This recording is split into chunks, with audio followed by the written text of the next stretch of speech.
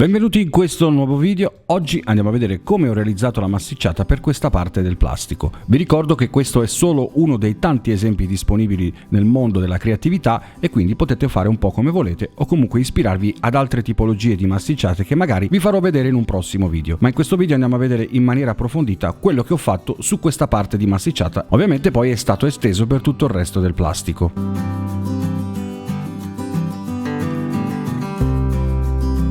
Ho preso del terra di Siena, ovviamente acrilico, del nero, sempre acrilico, poi del bianco, ovviamente sempre acrilico. Vi ricordo che trovate il link in descrizione per acquistare questi prodotti acrilici.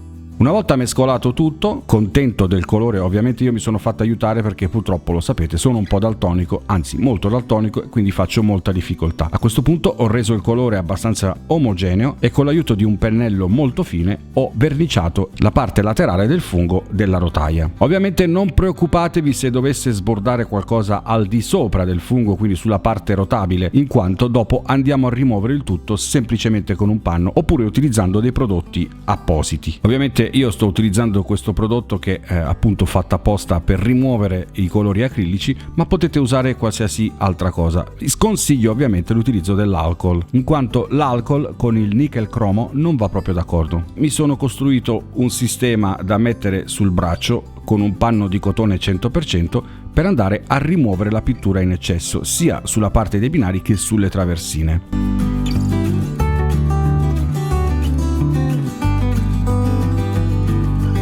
Una volta terminata l'opera lasciamo asciugare per almeno 24 ore e poi ritorniamo successivamente con un altro step. Infatti aggiungiamo un puntino di nero, ancora del terra di Siena e tantissimo bianco. Cerco di ricreare un colore che è come questo, simile al beige. E con questo pennello a tampone andiamo a distribuire la pittura a secco.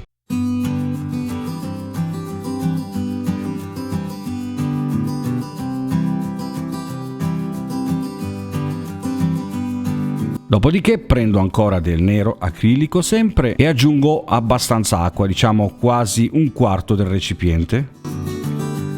Mescoliamo, prodotto molto acquoso. E andiamo a stenderlo su tutti i binari.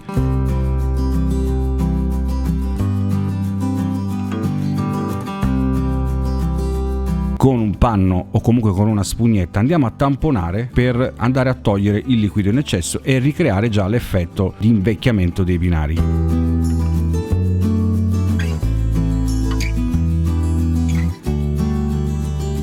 A questo punto è arrivato finalmente il momento di stendere la nostra massicciata. Il pietrisco che sto utilizzando è un pietrisco non commerciale di colore beige e di dimensione medio-grande. Potete stendere il pietrisco nei modi più svariati possibile, ce ne sono tante di tecniche, quella che state vedendo è una delle più semplici, più antiche. Magari in un prossimo video utilizzerò magari lo stand di pietrisco o comunque altri metodi che vi farò vedere, tanto abbiamo altri moduli da concludere, quindi avremo tanto lavoro da vedere insieme. Sto utilizzando un pennello grosso per stendere la parte diciamo più grossa del pietrisco e poi con un pennello più piccolo vado a fare i piccoli ritocchi qua e là, cercando di portare tutte le pietre all'interno delle traversine. Qualora dovesse succedere che qualche pietruzza rimanga qua e là, ci sarà comunque alla fine un'operazione finale di controllo qualità per andare a rimuovere eventuali residui, anche perché lasciare in eccesso pietre attaccate alle rotaie, soprattutto nella parte interna, potrebbe far saltare i rotabili. Una volta stesa la massicciata possiamo finalmente stendere la colla.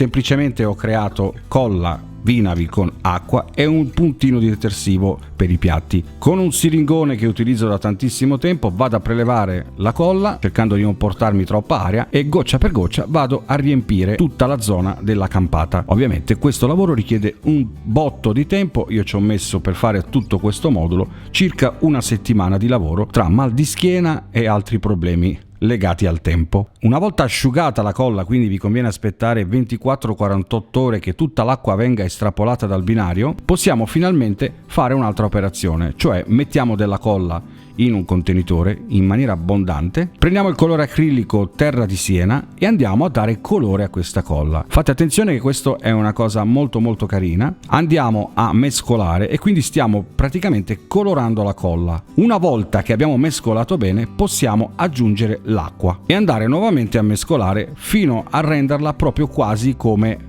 abbiamo fatto appunto prima con l'acqua che ci è servita per incollare la massicciata. Con un pennello andiamo a stenderla in maniera del tutto casuale su tutta la ferrovia.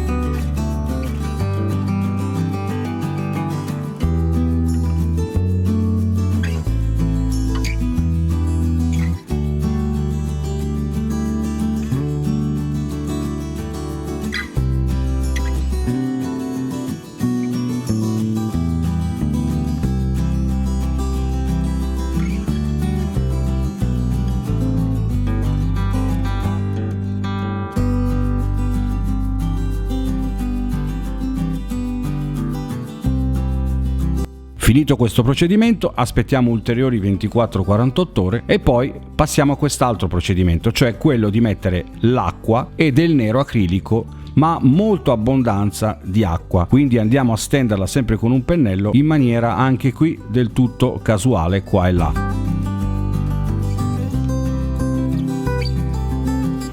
Poi con una spugnetta andiamo a togliere l'acqua in eccesso tamponando sulle traversine per ricreare l'effetto di invecchiamento.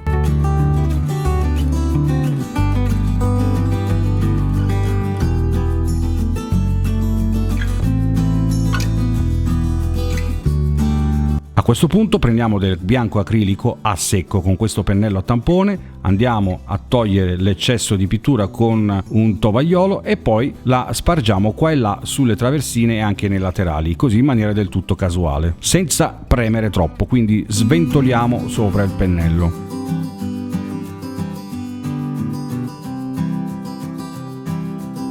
Poi prendiamo del pigmento di colore Terra di Siena, sempre col pennello a tampone, andiamo a metterlo soprattutto nei laterali della campata, quindi sul lato sinistro e destro del binario.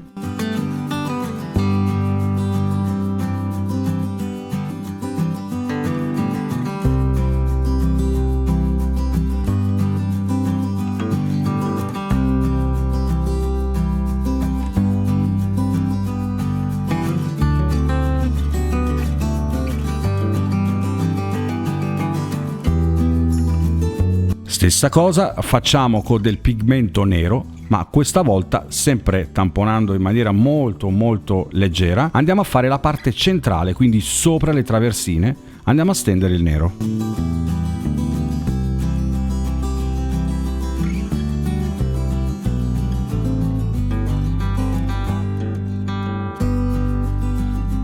Con un pezzo di carta, un tovagliolo di cotone, quello che volete, andiamo a tamponare per togliere l'umidità.